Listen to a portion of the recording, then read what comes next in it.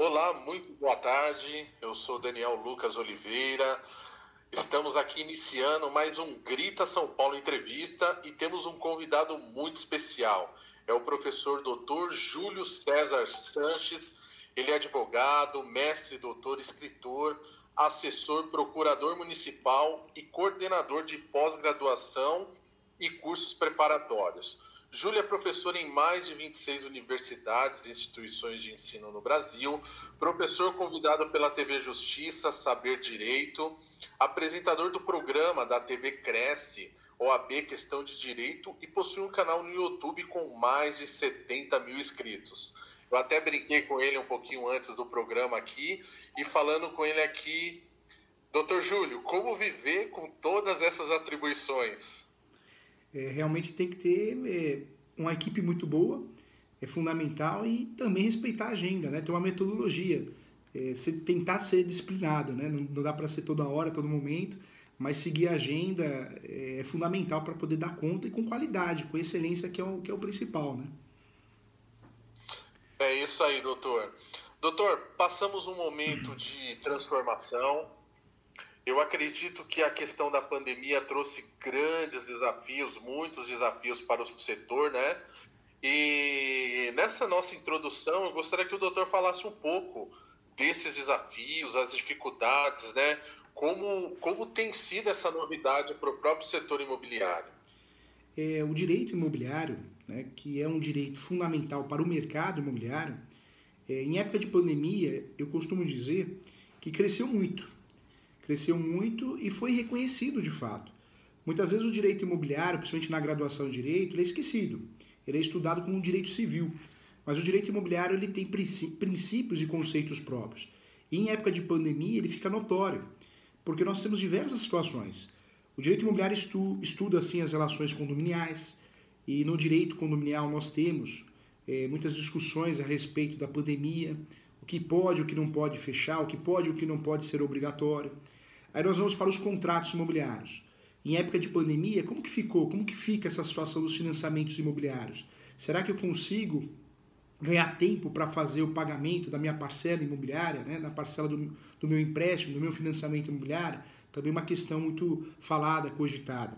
E aí outras situações também, como o próprio despejo. E aí, será que o despejo ele pode ocorrer em época de pandemia? Será que não? Será que a ordem de despejo está suspensa? A reintegração de posse, a emissão da posse, a ação reivindicatória?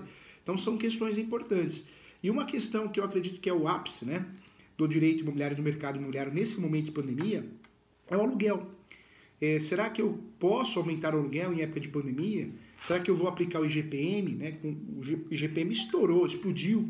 Será que é correto aplicar esse reajuste, esse índice de reajuste em época de pandemia? Outro detalhe também, será que eu locador, eu proprietário, eu possuidor, posso dar desconto? Devo dar desconto ou não? Nós temos a ação revisional. Hoje as ações revisionais, o inquilino comercial ou residencial na locação, que ingressa com uma ação revisional, 90% dos casos ele vai conseguir, até com muita facilidade, reduzir o valor do aluguel, com uma decisão judicial. Então, várias situações em época de pandemia do direito imobiliário e do mercado imobiliário foram levadas em questão, porque nós temos diversas discussões. A moradia é fundamental, né? Não dá para a gente não morar em algum lugar, seja alugado, seja emprestado, seja comprado à vista, seja parcelado. Nós temos que morar em algum lugar. E essa discussão de moradia e também de uso para trabalhar, nós temos que usar algum lugar para trabalhar, apesar do home office, é uma discussão presente no dia a dia do brasileiro. Então o direito imobiliário, diferente de outros ramos, é um ramo que, quer queira, quer não queira, você vive ele todo dia, porque você mora em algum lugar ou trabalha em algum lugar, né? Exatamente. E uma questão que tem ficado bastante em evidência é a questão das assembleias virtuais, né? Muitas assembleias têm ocorrido em alguns condomínios. O doutor, como vê essa situação? A assembleia é permitido? Quais são os tipos de pautas que deveriam ser aprovados, tratados em assembleias? Como o doutor vê isso daí? O Brasil é um país que está evoluindo aos poucos, né? Conta-gota. Eu falo que o filme Tropa de Elite, pena que foi até o número 2, deveria ter ido até o 12. Tinha muita história para contar ainda, né? Principalmente o judiciário, questões importantes do judiciário. Pena que parou no 2. Em época de pandemia, de certa forma, claro, a pandemia é algo terrível, né? Acabou tirando muitas vidas. Fica até a homenagem aí em relação a essas famílias, as pessoas que perderam algum ente querido em relação ao Covid. Mas temos um ponto positivo. De certa forma, nós tivemos um empurrão. O brasileiro, os órgãos públicos, o Poder Judiciário, nós sempre tivemos um pé atrás em relação a algumas tecnologias, principalmente as reuniões online, igual está acontecendo agora, né, entrevista online. Nós sempre tivemos um pezinho atrás. Enquanto em outros países isso era mais comum, mais normal, no Brasil sempre foi mais difícil. Essa ideia sempre foi travada. Nós somos conservadores em relação a isso. E com a pandemia, nós tivemos um empurrão. Hoje é comum no direito médico a consulta. A consulta através de aplicativos, através de plataformas. Então hoje você tem a consulta com o médico através de plataforma. Demorou muito para ocorrer isso no Brasil. Isso já ocorre em outros países. Então também foi um avanço lá no direito médico, estou usando como exemplo. No direito imobiliário isso também ajudou muito. Nós tivemos um grande empurrão. Hoje é possível sim as assembleias, através de sistemas e plataformas. Nós temos hoje vários prestadores de serviços que até gravam e já criam já a ata pronta. Então é um avanço também para os síndicos. Além de ser uma segurança, para o síndico é uma proteção em relação à sua responsabilidade civil, sua responsabilidade criminal, para o conselho também. E isso vem acontecendo também em outras situações, né?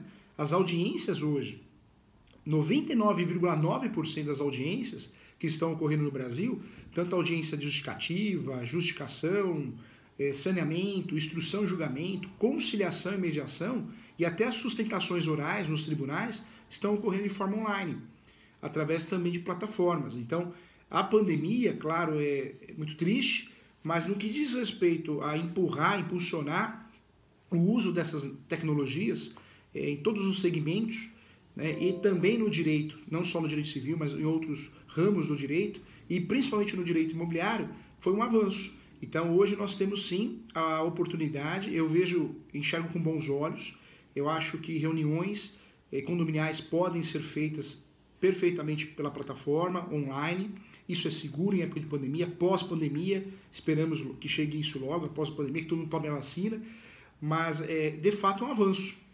Você deixa de gastar tempo, gasolina, álcool, combustível, né? Você consegue ter mais tempo para você, para sua família, é mais seguro, né? Você está dentro de casa, você não vai ser assaltado. Talvez quem more, né, no interior, numa cidade mais tranquila, mais calma, não enxergue isso, porque tem essa qualidade de vida.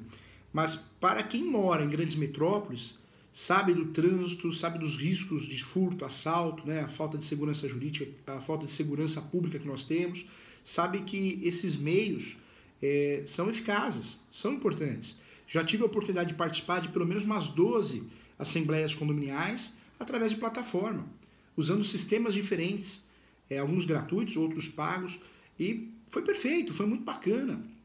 Conseguimos até terminar antes da hora, né, que quando você tem uma reunião presencial, uma assembleia, muitas vezes ela se estende, passa de 2 horas, 3 horas, vai embora, porque assunto não falta. Nas audiências isso também tem ajudado muito, evitar o fórum, ficar lá esperando no fórum, cansativo, uma audiência atrás da outra. Acredito sim que nós precisamos tomar um certo cuidado em relação à segurança, né? Nós tivemos aí agora, recentemente no Brasil, o site do TJ, né, se não me engano, Rio Grande do Sul, que sofreu aí um acesso, né, de um hacker e ele captou as informações. Então, a nossa preocupação é em relação à segurança, né, desses arquivos, a segurança dessas reuniões, para que não sejam hackeadas, para que não sejam objeto de fraude. E eu acho que o Brasil precisa, sim, trabalhar isso, pensar nisso, selos de segurança, né, para que não aconteça o que aconteceu no Rio Grande do Sul, no Tribunal de Justiça do Rio Grande do Sul. Mas que é realmente um grande avanço, sem dúvida nenhuma. Enxergo com bons olhos, enxergo como realmente uma qualidade profissional, gerando qualidade de vida para quem participa daquela situação, daquela reunião, daquela aula, né? Exatamente. E nós temos percebido também, doutor, a questão dos conflitos que tem gerado, que muitas casas viraram um local de um trabalho home office. E em alguns locais, no mesmo edifício, ou em casas mesmo, em vídeos na internet, nós vemos muitos conflitos relacionados à construção, não é verdade? Então a pessoa trabalha em casa, muitas vezes está numa reunião, o martelo bate em cima, o barulho excessivo. E como que tem lidado essa questão? Como o doutor falou, tem muito para avançar, mas esses conflitos, como ele tem chegado, como o doutor tem visto essa questão? Alguns pontos, né? Eu trago o exemplo aqui, o celular. O celular ele foi diminuindo com o tempo. Foi diminuindo. Quem tinha o celular menor era aquele que tinha mais condições financeiras, era aquele que tinha o celular mais atualizado. Com o passar do tempo, o que aconteceu? O celular foi, a partir do momento que ele virou um computador, né? Ele foi aumentando. Hoje todo mundo quer ter um celular um maior que o outro, né? Porque virou um verdadeiro computador. Então são as mutações que acontecem, né? Em todas as esferas, né? Com a pandemia, também nós já temos uma mutação, uma mudança de pensamento. O brasileiro, ele deixou de querer morar naquele imóvel grande, onde ele tinha uma despesa maior para limpeza, manutenção, segurança, e ele cada vez mais foi reduzindo, foi morando em espaços menores. Não só morando, residindo, como trabalhando, né, nesses estúdios. E o que a gente já vê nesse mercado imobiliário? A grande mudança. Que com a pandemia nós aprendemos que muitas vezes nós vamos ter que trabalhar dentro de casa. Então nossa casa não pode mais ser tão apertada assim, tão pequena assim. E hoje os novos projetos, já tive acesso, eu que advogo muito para construtora, também cartório, tendo acesso a muitos projetos, topografias, né, plantas, memoriais descritivos, conversando com um aluno, com outro da pós, que eu percebi que nós já temos uma grande mudança, uma grande mutação daqui para frente. Então, os novos empreendimentos imobiliários, nós já temos, sim, a criação de uma sala para trabalho, a sala do home office, uma sala exclusiva que você consegue fechar a porta para trabalhar, pequena, mas tem. E também a mutação, não é só na compra e venda nos empreendimentos novos, né? Pessoas estão entregando, sim, imóveis pequenos, que elas moram, residem, apartamentos, e voltando a morar em casa. Porque a pessoa percebe que quando ela trabalha em home office, ela morando em casa, ela consegue ter mais liberdade, privacidade, né? Ela consegue ter mais espaço, consegue talvez passar um final de semana com mais qualidade, né? Então é uma mudança de pensamento que a pandemia gerou, principalmente no nosso país, no Brasil. E isso vai gerar impacto em anos e anos, né? Em relação ao condomínio, o que nós temos, é o segundo ponto. Muitas convenções e regimentos internos dos condomínios, eles são copia e cola da internet. Eu, como advogo para construtora e incorporadora também, normalmente nós, quando vamos fazer o registro da incorporação, nós pegamos lá aquele modelo padrão de convenção, regimento interno, e entregamos aquilo, né, para os devidos efeitos registrais. E qual que é o problema disso? Muitos síndicos, não tendo essa informação, eles acabam deixando de lado a convenção. Então a convenção condominial e o regimento interno é aquela convenção de anos, 10, 15 anos atrás, 20 anos atrás. Isso é ruim. É ruim porque é uma convenção condominial totalmente desatualizada, é um regimento interno totalmente desatualizado. Então hoje o síndico que está mais ligado, né, no mercado imobiliário, diante da pandemia, o que ele tem que fazer e ele está fazendo? Ele está sim procurando profissionais que trabalham com atualização de convenção condominial e está readaptando essa convenção. Pega aquele copia e cola muito mal feito, que talvez tem menções aí de situações que não existam na prática naquele condomínio, e está atualizando. Então, qual que é o cenário que nós temos hoje? Muitas convenções condominiais não falam nada, elas são omissas. Porque na época que foi feita a incorporação, isso há 20 anos, 15 anos, há 5 anos, não precisa ser tão distante não, essas convenções não falavam, não esclareciam situações de home office. Isso não existia.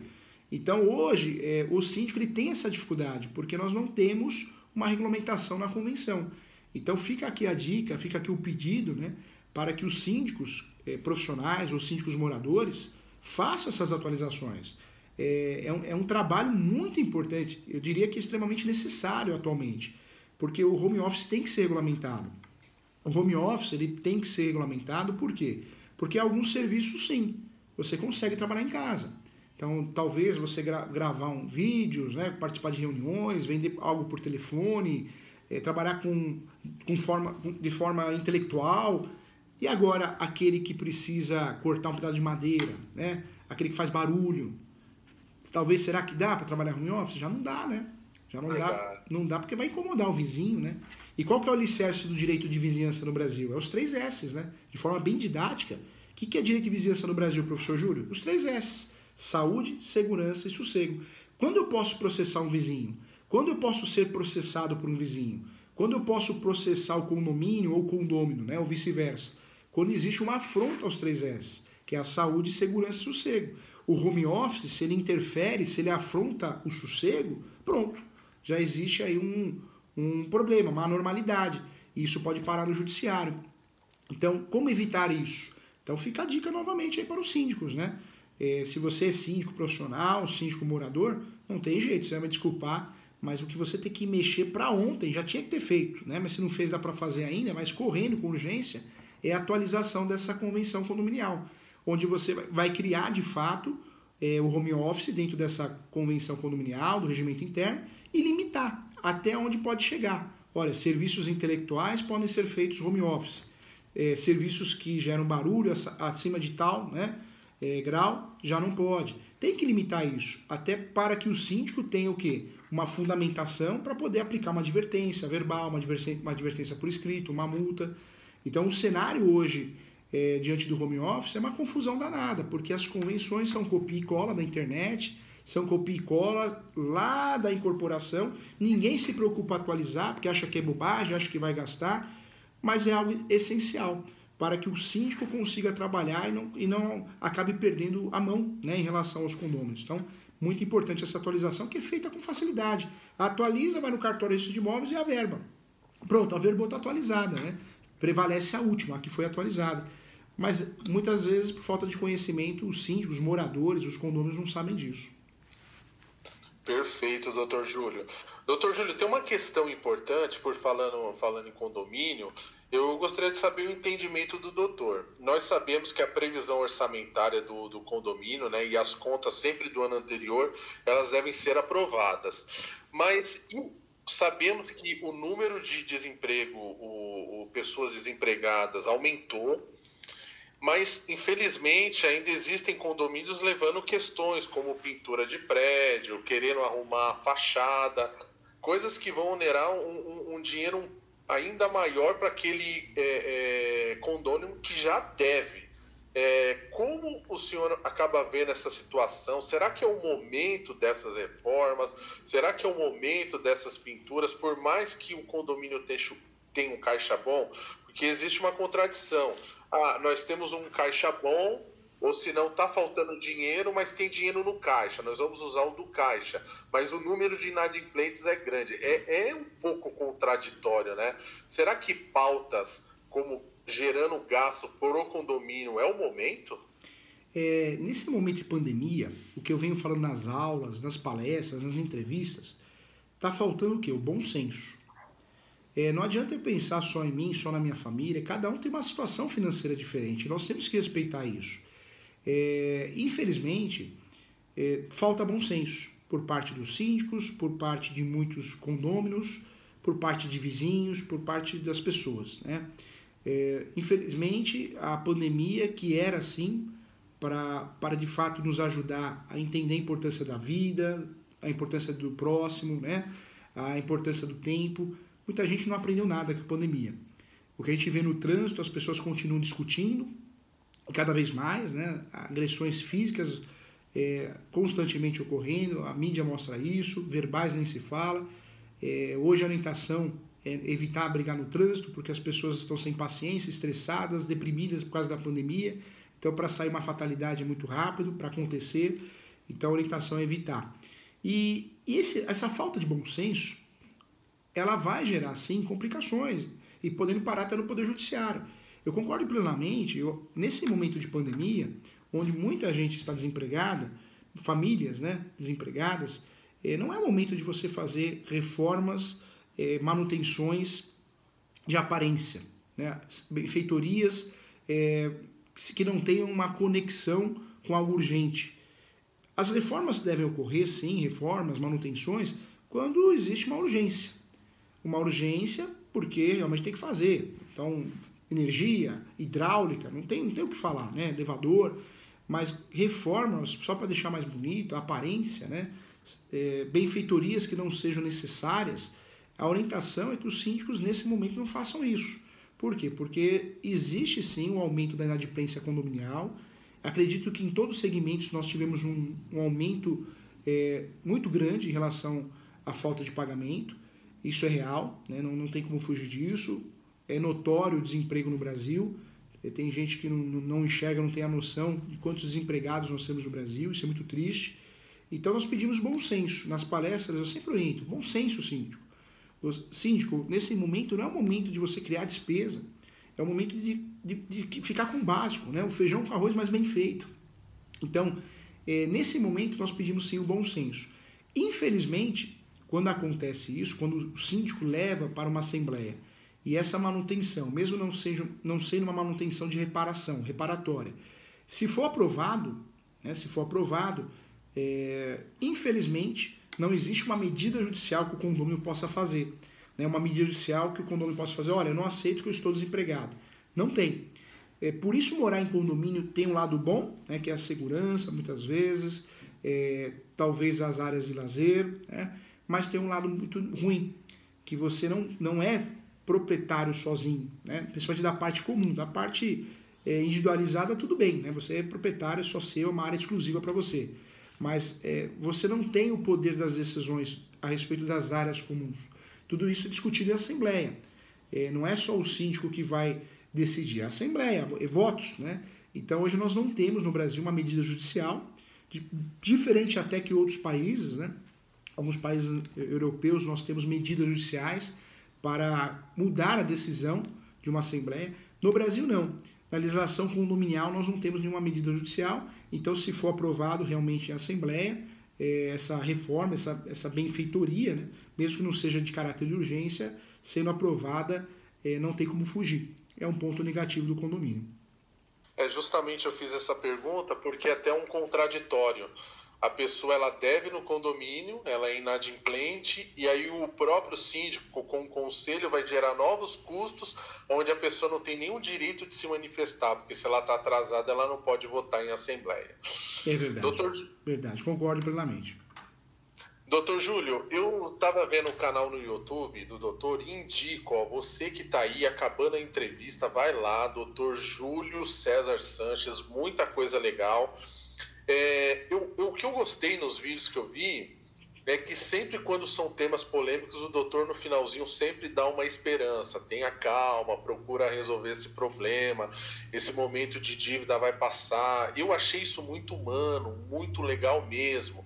E vamos falar de muitas pessoas que estão nos vendo e às vezes estão desesperadas com seu financiamento atrasado. Isso eu tenho certeza que tira o sono de muitas pessoas. A pessoa, aquele sonho que ela cultivou por muitos anos, ela vê cada vez mais próximo de se perder.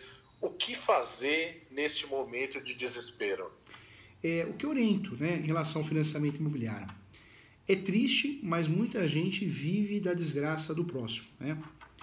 E o problema é que são estelionatários. A gente tem acesso, acho que qualquer pessoa, com facilidade, à televisão, à rádio. E nas rádios, nas televisões, nos canais de TV, a gente vê muita propaganda. Ligue para nós que nós vamos resolver o seu problema, vamos reduzir os juros abusivos do seu financiamento imobiliário em 50%, 70%, ou do carro, ou do empréstimo. Cuidado. Gostaria muito que essa entrevista chegasse às pessoas que estão vivendo essa situação, para poder proteger você, para você não cair em mais uma fria da vida, né? Mais uma fraude. Tomara que chegue até você, que Deus leve até você. Por quê? O que vendem para o brasileiro? O brasileiro ele faz o financiamento imobiliário, financiamento de carro, vamos dar mais ênfase ao financiamento imobiliário. E aí, essas assessorias, que são escritórios de advocacias, mas a OAB não permite divulgar com nome fantasia, então eles criam um CNPJ. Então, assessoria Master, Mega, Plus, vários nomes diferentes, e você liga nessa assessoria e você é induzido, né? Você é induzido, você está desesperado, você, sua esposa, seu marido, que você vai conseguir a redução de 50% do financiamento imobiliário, 70%. Desculpa falar, mas eu quero falar a verdade, eu quero o seu bem que está escutando essa entrevista. É fraude, é mentira. O golpe está aí, cai quem quer, né? Se você quiser cair no golpe, vai cair, vai apertar mais ainda a sua situação. Não existe uma ação milagrosa que vai reduzir juros abusivos, taxas abusivas. Não existe. Nós temos sim o Banco Central. O Banco Central, ele dita as regras. E ele esclarece o que é juros abusivos. Qual que é o problema disso? Os juros abusivos, claro, existem juros abusivos, existem taxas abusivas. Isso é notório. Mas hoje, quem ingressa com uma ação, e a ação é chamada ação revisional, o que vai acontecer? O judiciário se blindou. Nós vivemos uma fase, e eu falo mesmo, eu acho que a gente tem que falar, é o direito que está previsto na Constituição Federal, quando a gente fala a verdade ainda, não estamos difamando ninguém, mas é real. O judiciário criou uma jurisdição defensiva. O poder judiciário criou uma jurisdição defensiva. Pena que o Tropa de Elite, eu volto a falar, parou no 2. O Tropa de Elite tinha que ter ido até o 12. E talvez o último filme ia falar do poder judiciário. Nós pegamos muito no pé de políticos, não é verdade? Muito, né? Tem que pegar mesmo. Mas nós esquecemos o poder judiciário. Você que é cidadão brasileiro e está escutando essa entrevista, está vendo, você não sabe o que acontece no poder judiciário. Não vamos generalizar. Tem muitos bons juízes, boas juízas, bons servidores, mas tem muita situação sombria, obscura, né? Infelizmente, o Poder Judiciário, não todos os juízes, não generalizando, tem muitos juízes que dão aula comigo, frequentam minha casa, que são juízes por amor, de carreira, por dom, mas muitos não. Muitos entram, passam no concurso público apenas pela estabilidade, apenas pelo salário, não ama o que faz, pelo contrário, detesta, né? Se afastam através de depressão, se afastam por isso, por aquilo, não aparecem no fórum há muito tempo, colocam um assessor para julgar. É a realidade que o brasileiro tinha que saber. É a realidade que o leigo tinha que saber. Pena que essa informação não chega, né, para o leigo. Infelizmente, nós pegamos no pé de político, tem que pegar mesmo. Mas e o judiciário? O judiciário é prestador de serviço também. Tem que entregar um serviço de excelência. Então o judiciário, o que ele fez? Ele se blindou. Algumas ações, alguns assuntos, ele fala não. Mesmo o Banco Central falando, isso é juros abusivos, isso é taxa abusiva. Vai o judiciário e fala, não é, não concordo. Você assinou porque você quis. Você tem estudo, você é adulto, você não é incapaz, você não é retardado. Você assinou porque você quis. Né? Você assinou porque você sabia, você leu antes de assinar. Agora vai me desculpar. Nós somos obrigados a ser peritos em juros abusivos, cálculos abusivos, antes de assinar um contrato. É uma palhaçada, né? É triste, mas é a realidade. Então nós temos uma blindagem. O judiciário ele quer se livrar de processos para bater meta do CNJ. Juízes querem o quê? Querem promoções, os juízes querem fazer parte de corregedorias, então, para ganhar adicionais. E o que acontece hoje? Então, esses juízes que acreditamos ser a parcela menor, a parcela maior, né, bons profissionais, esses juízes criaram a jurisdição defensiva. Eles blindam, você não consegue passar. Então, cai a ação revisional para eles julgarem, o que eles fazem? Julga extinto sem execução do mérito ou julga improcedente. Julga improcedente porque a culpa é sua. A culpa é sua, você assinou com o Banco Itaú, com o Bradesco, com o Santander, você sabia o que estava assinando. E aí eu pergunto para você que é cidadão de bem, trabalhador, que acorda às 5 horas da manhã, 6 horas, 7 horas, que trabalha, que tem 3 empregos, é justo isso, né? Poxa, o Banco Central, que é quem entende do assunto, fala que é abusivo, o judiciário fala que não é, o perito fala que é abusivo, o judiciário fala que não é, o perito contábil, né, seja o economista, o contador, fala que é abusivo, e o juiz fala que não é. Não dá, né? O juiz ou a juíza. Triste. E aí você fala, mas tem recurso para isso. Se eu não concordo com a decisão de primeiro grau, eu vou recorrer. O que acontece em segundo grau? A decisão é mantida. Mas tem 3 graus de jurisdição, professor Júlio? Para ficar mais didático, eu vou recorrer para o terceiro. O que acontece? A decisão de primeiro grau é mantida. Então, infelizmente, hoje a ação revisional virou uma aventura jurídica. Aquela pessoa que está numa situação que não está conseguindo pagar o financiamento imobiliário, aquela pessoa que está numa situação que vai deixar de pagar financiamento imobiliário logo mais, que já caiu numa normalidade, poxa, já está passando uma situação difícil. Não consegue pagar o financiamento imobiliário, não consegue pagar o condomínio. Aí cai na mão de uma empresa que vende um sonho, vamos reduzir os seus juros abusivos, e essa empresa sabe, faz todo dia a mesma coisa, ingressa com uma ação pedindo, né, o reconhecimento dos juros abusivos, e o judiciário vai falar nananina não, porque você sabia o que você assinou. Então, essa pessoa, esse casal, essa família, além de assumir uma despesa com honorários advocatícios, com essa empresa que diz vender um milagre, além de assumir custas judiciais, além de pagar custas para recorrer, porque a gente paga para tudo, paga para nascer, paga para viver, paga para morrer nesse país. Então, a hora que paga, né, paga as taxas judiciais, as taxas recursais, lá depois de 3, 4, 5 anos, vai vir a bomba. E qual que é essa bomba? O nome dela é sucumbência. Porque se você perder em primeiro grau, segundo grau e terceiro grau, talvez a sucumbência pode chegar a ter 20% do valor da causa. E o valor da causa é o valor do imóvel, o valor do contrato. Aí você vai ter que pagar 100, 200 mil reais de sucumbência, ou mais. Né? Ou seja, 5 anos para você ter uma bomba para pagar, e talvez você já tenha até perdido, né, o imóvel, porque se você precisar que resolva para ontem, que você não consegue pagar hoje o financiamento imobiliário, você vai esperar um processo durar 5, 6, 7, 8 anos.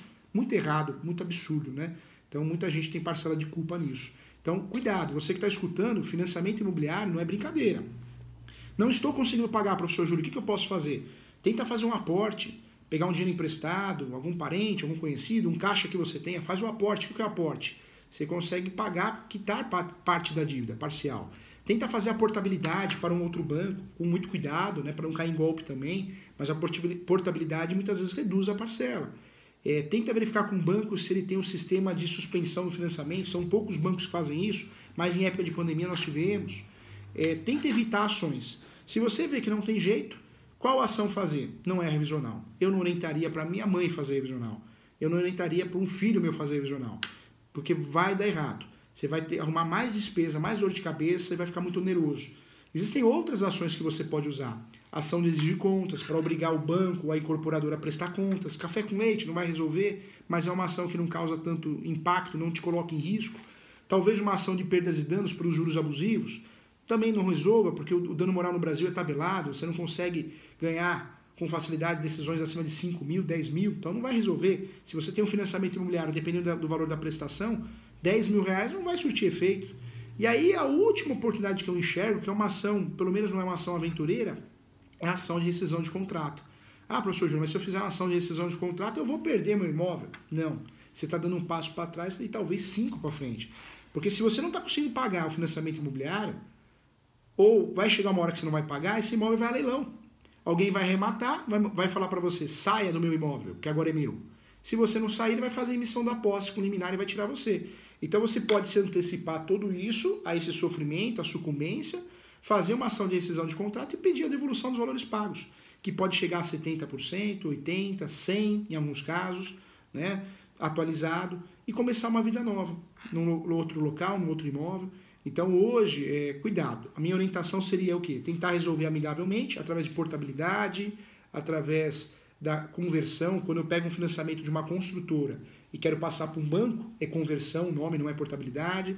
Não dá para resolver assim? Então eu vou pensar no quê? Nas ações. Mas dessas ações, de 4 ações que eu falei, cuidado com a revisional que pode te levar para o buraco. Exatamente. E ouvindo o doutor agora trazendo para a razão, acho que é muito sério pensar muito bem antes de entrar em financiamento, não é, doutor? Verdade. Porque realmente é algo muito sério. Doutor... É algo que venderam para nós, né? Na verdade, os nossos pais, os nossos avós venderam para os filhos, para os netos, e se a gente não tomar cuidado, a gente vai continuar vendendo isso, essa filosofia que só é feliz quem tem a casa própria. Ah, você só é bem-sucedido, você é jovem, solteiro, solteira. Não, você só é bem-sucedido se você tem a casa própria. Então todo mundo fica com isso na cabeça, né? Então, meu Deus do céu, eu não sou bem-sucedido. Para com isso. A felicidade não está em morar de aluguel ou morar no seu imóvel próprio. A felicidade está em você viver bem. Talvez você não tenha o seu imóvel próprio, mas você conseguiu fazer kitnets e você tem uma receita que você mora onde você quiser. Eu nunca vou esquecer um cliente que ele falou assim para mim, professor Júlio, eu nunca vou querer minha casa própria. Eu falei, mas que isso? Por quê? Porque eu tenho uma receita de alguns imóveis que eu consegui construir na minha vida, que eu tenho um rendimento de 10 mil. Ou seja, sabe onde eu vou morar? Onde eu quiser. Eu faço contrato só de 12 meses. Se eu não gosto da rua, do bairro, tem muito barulho, eu mudo. Sabe onde ele mora hoje? Em Copacabana, em frente à praia. Né? Claro, são situações diferentes, né? Mas talvez esse raciocínio não esteja tão errado, né? E o brasileiro ele tem aquilo, né? Mas eu estou pagando o que é meu. Seu não. Se você deixar de pagar uma parcela, o banco vai lá e fala, devolve meu imóvel aí, vai para leilão, não é isso? Então acho que nós precisamos viver mais leve, de forma mais leve, né? Parar de achar que o sucesso é ter um carrão. É que nem eu escuto, né? Professor Júlio, advogado bom. Tem muitos cursos de mentoria na advocacia. Mentoria, gestão de escritório. Advogado bom tem que ter carrão. Mentira! Se pegar em São Paulo, a gente anda de táxi, de Uber, de metrô. Né? Acho que um cliente nunca viu meu carro e nem vai ver, porque na verdade eu guardo na garagem, fica escondido. Então não é o carro que vai fazer a diferença. Eu acho que tem muita groselha que a gente escuta em todas as profissões e que nos torna o quê? Uma pessoa totalmente materialista, né? E esse é o problema, e é onde a gente entra em uma verdadeira fria, né? Exatamente. O doutor, e tem um detalhe isso daí do financiamento, só para a gente pular para outro tema aqui. O interessante é como os bancos, mesmo em pandemia, têm batido recordes de faturamento. Verdade. Então isso mostra, né, o agravamento dessa situação, e até peço desculpa pela expressão, eu costumo falar que esses bancos são carniceiros, tanto que eu sou total apoio desses bancos digitais que estão aí para fazer a diferença e estão fazendo a diferença. O doutor falou de contrato. Quais são os riscos desses contratos, principalmente de aluguel de boca? Não é? Tanto para a parte do que aluga, quanto aquele que vai alugar. É um problema esses aluguéis de boca, doutor? O financiamento imobiliário é regido pela alienação fiduciária, que é um contrato terrível, né? Só vê o lado do banco. Na locação, a Lei 8.245 de 91, que é a lei do inquilinato, que foi alterada pela Lei 12.112 de 2009, é a legislação brasileira que trata da locação de imóveis. Nós temos outras legislações também, como o Código Civil e também o Estatuto da Terra. Nenhuma legislação nós temos um artigo que obrigue que o contrato de locação seja escrito. Ele é permitido fazer ele de forma verbal. Mas vamos ser sinceros, é um contrato muito complexo. A relação locatícia, tanto comercial, residencial, por temporada também, na temporada existe sim a obrigação de fazer por escrito. Fazer um contrato verbal, de boca, é muito perigoso. Nós temos muitas regras, né? A lei do inquilinato é uma lei que tem mais de 80 artigos. O Código Civil tem vários artigos de locação. O Estatuto da Terra é uma lei também cumprida. Ou seja, fazer um contrato de locação verbal em qualquer segmento, tirando de lado a temporada que é obrigatório fazer por escrito, é um erro absurdo. É um erro absurdo porque a relação locatícia ela é complexa, né? A relação locatícia ela tem muitos detalhes. Pouca gente conhece, mas nós temos vários crimes na locação. Você cobrar aluguel antecipado, fora, né, exceção aluguel por temporada, é crime. Você cobrar luvas para renovação de contrato, tá cheio de galeria fazendo isso, é crime também. Então nós temos vários crimes previstos na lei do inquilinato que nós não damos atenção. Muita gente não sabe. Responsável do fiador. O fiador, muitas vezes ele é fiador e o coitado assina um contrato, mas ele não limita a responsabilidade dele no contrato. Ele poderia ter limitado até 5 aluguéis, até 10 aluguéis. Olha o fiador conseguindo ter uma proteção. Né? Muito fiador induzido a erro por imobiliárias, advogados, ou por falta de conhecimento, ele assina um contrato de locação onde tem a inversão da responsabilidade. O fiador tem a responsabilidade do quê? Subsidiária. Eu cobro os inquilinos, depois eu cobro o fiador. Mas, infelizmente, o fiador, não sabendo, ele é induzido a erro, ele assina um contrato onde tem uma cláusula dizendo que ele assume a responsabilidade de forma solidária. Então, a locação é uma situação muito complexa. Quer ver outro detalhe que eu quero trazer para vocês? O direito de preferência. O coitado do comerciante monta uma pizzaria, um lava-rápido, um estacionamento, uma rádio, né, um escritório de advocacia, e fica lá 5 anos. 5, 10 anos, vem o proprietário, o contrato está vencido, cai fora. Né? Pouca gente sabe que existe uma ação chamada ação de indenização de fundo de comércio. Se você ficou 5 anos no imóvel, 3 anos na mesma atividade, você pode processar o locador e falar, eu quero uma indenização. Você não quer seu ponto de volta? Eu quero uma indenização, eu perdi meu ponto comercial. Então, são poucas informações que o brasileiro tem acesso, né? Por isso o brasileiro é tratado do jeito que é tratado. Então, por isso nós temos que fazer isso que nós estamos fazendo agora, levar conhecimento ao brasileiro. Voltando ao direito de preferência. Quando nós temos direito de preferência, de verdade? Quando nós temos um contrato escrito com uma cláusula chamada cláusula de vigência ou reserva. Poderia ser uma cláusula de proteção ao direito de preferência. E esse contrato de locação tem que ser o quê? Tem que ser averbado na matrícula do imóvel alugado. todo imóvel tem uma matrícula, o RG. Quando eu alugo o apartamento, ele tem essa matrícula, esse RG. O correto é eu exigir ao locador, à imobiliária, que esse contrato de locação seja averbado na matrícula do imóvel que eu aluguei, que eu vou morar, que eu vou abrir comércio. Por quê? Porque aí sim eu tenho o direito de preferência, de verdade. Ele é público. Se eu não tenho isso, nem a cláusula, nem a averbação no próprio contrato, eu não tenho direito de preferência. Eu vou perder meu restaurante, meu lava-rápido, minha rádio, meu posto de gasolina, porque não tem direito de preferência em discussão. Não é notório o fato. Então, são informações que a gente deveria aprender aonde? Lá na escola, né, gente? Eu acho que direito, não é verdade? Direito do consumidor, direito constitucional. As escolas deveriam ensinar noções de direito para que a gente pudesse nos ajudar a nossa família, né? Pais, filhos. O ensino brasileiro tinha que ser mais forte, né, gente? Exatamente. Inclusive fazer isso que o doutor está fazendo, compartilhando conhecimento. Quem ensina é o que mais aprende, não é, doutor Júlio? É verdade. Nós estamos aqui aprendendo hoje. Tem uma pergunta do João Carvalho, de Itapecerica da Serra, que eu vou emendar com outra aqui também, que já tem em nossa pauta. O condomínio pode manter fechadas as áreas comuns fora da fase vermelha sem ter definido isso em assembleia? Emendando essa pergunta, eu também faço assim: qual o limite do poder do síndico? Ele pode fazer o que quer ou todos os seus atos têm de passar por assembleias? O síndico, começando da segunda pergunta, o síndico ele tem o poder de gestão. O que é o poder de gestão? Ele pode contratar, demitir, dar advertência verbal por escrito, multa. Então, é o poder de gestão. O síndico ele não pode se sentir dono, né, do prédio. Tanto no prédio comercial, residencial, não interessa a classificação desse condomínio. O síndico ele tem que entender que ele é um gestor como um gerente. Então, ele vai fazer o quê? Ele vai tomar conta. Esse poder de gestão dele é de fiscalização também. Ele pode fiscalizar, organizar. A partir do momento que ele toma uma decisão sem levar para a Assembleia, ele está assumindo uma responsabilidade e essa responsabilidade pode ser criminal e cível. Então, cuidado. Eu acho muito triste quando o condomínio tem um síndico que nunca fez um curso, né? O síndico deveria, sim, todos os síndicos, seja o morador, seja o profissional, deveria obrigatoriamente ter que fazer um curso para que ele possa, de fato, exercer a profissão com qualidade. Um curso de formação de síndico, até para se proteger, porque nós temos que enxergar do outro lado. Às vezes o síndico está de boa fé, até morador, não vai receber nada com isso, mas ele acha que é fácil, acha que é simples, e às vezes uma decisão... eu atuei num caso como advogado recentemente, que o síndico foi condenado a pagar uma indenização ao prédio de 420 mil. Ele teve um imóvel penhorado, depois esse imóvel foi a leilão.